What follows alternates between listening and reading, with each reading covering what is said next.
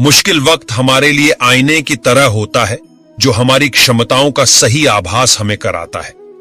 हर समस्या का हल है, नाम लो कृष्ण का, इस नाम में ही बहुत बल है। प्रेम का अर्थ विवाह करना नहीं होता, बल्कि पूरी निष्ठा के साथ समर्पण करना होता है। प्रेम में कोई वियोग नहीं होता, प्रेम ही अंतिम योग है, अंतिम मिलन है। विश्वास का उत्तम उदाहरण अर्थात अर्जुन ने 10 लाख सेना का त्याग करके श्री कृष्ण को चुना।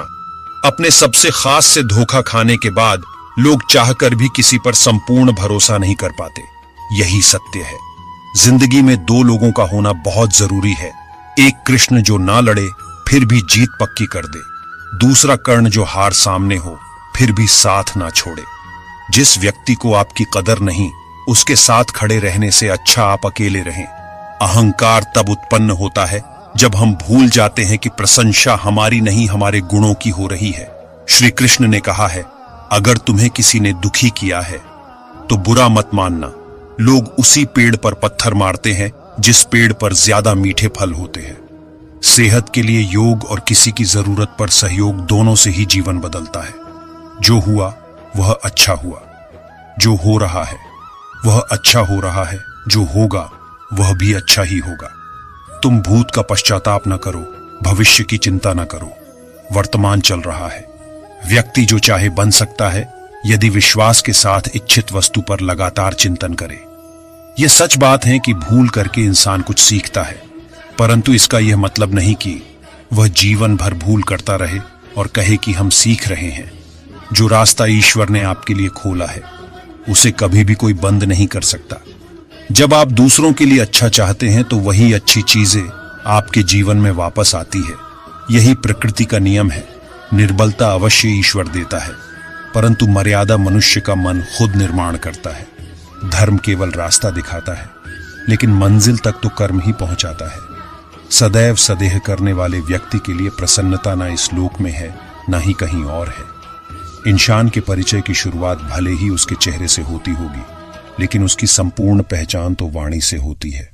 जिंदगी में कभी भी अपने किसी हुनर पर घमंड मत करना, क्योंकि पत्थर जब पानी में गिरता है तो अपने ही वजन से डूब जाता है। रिश्तों में नियमित दूरियां रिश्तों को जोड़ती हैं और अनियमित दूरियां रिश्तों को तोड़ती हैं। जो हुआ वह अच्छा हुआ, जो हो रहा है वह अच्छा हो रहा है, जो होगा वह भी अच्छा होगा। तुम्हारा क्या गया जो तुम रोते हो? क्या लाए थे जो तुमने खो दिया? तुमने क्या पैदा किया जो नष्ट हो गया? तुमने जो लिए यही से लिया। खाली हाथ आए, खाली हाथ वापस चले जाओगे। आज तुम्हारा है, कल किसी और का था, परसों किसी और का होगा।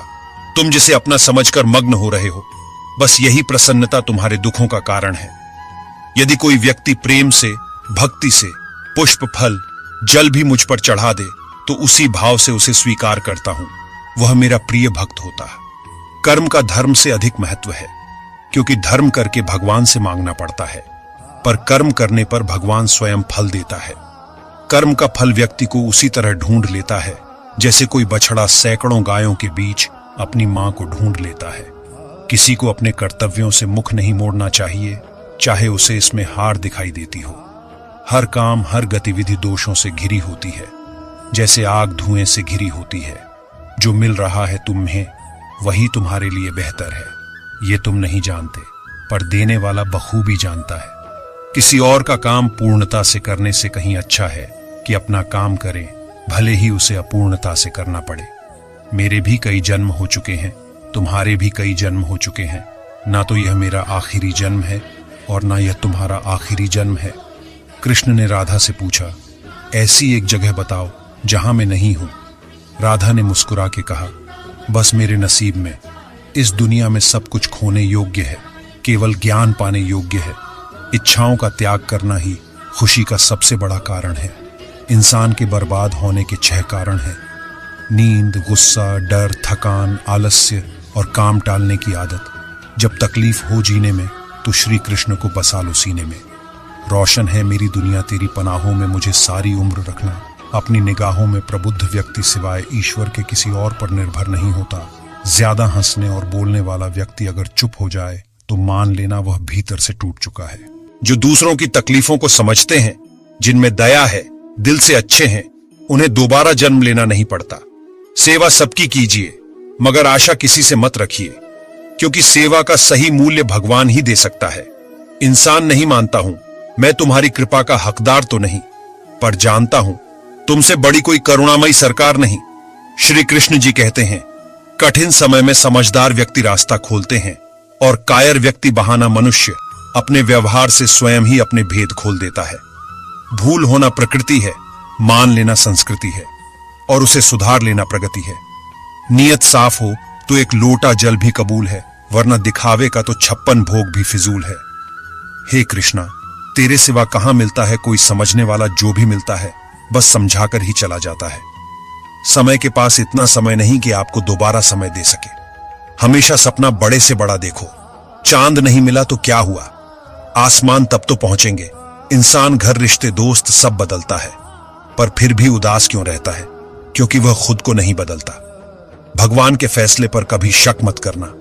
अगर सजा मिल रही है तो कोई गलती भी अवश्य हुई होगी। इंसान को परखने की क्षमता बढ़ाइए, वरना धोखे खाने के लिए तैयार रहिए। हे कृष्ण, और कोई माने या ना माने, मुझको यह विश्वास है जब तक तुम साथ हो सब कुछ मेरे पास है। अगर आप सही हो तो कुछ सही साबित करने की कोशिश ना करो, बस सही बने रहो। गवाही खुद वक्त देगा।